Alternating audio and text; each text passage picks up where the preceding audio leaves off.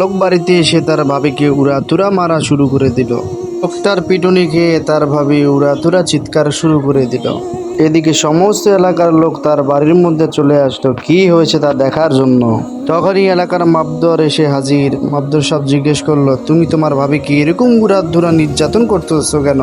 তখন লোকটা বলল, মাবদর সাহেব আর বললেন না, আমার ভাবির চরিত্র মোটেও ভালো না।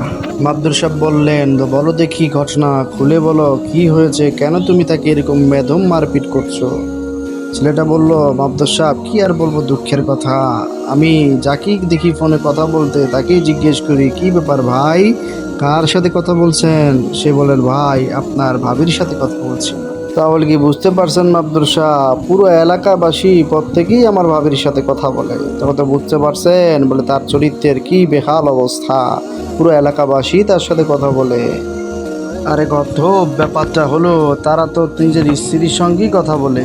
যেহেতু এলাকার সবাই তোমার ভাই হয়, তুমিও তোমাকে ভাই বলে সম্বোধন করে, এই জন্য বলছি যে তোমার ভাবির সাথে কথা বলি। এটা বুঝতে পারলা না মিয়া বদ্ধ?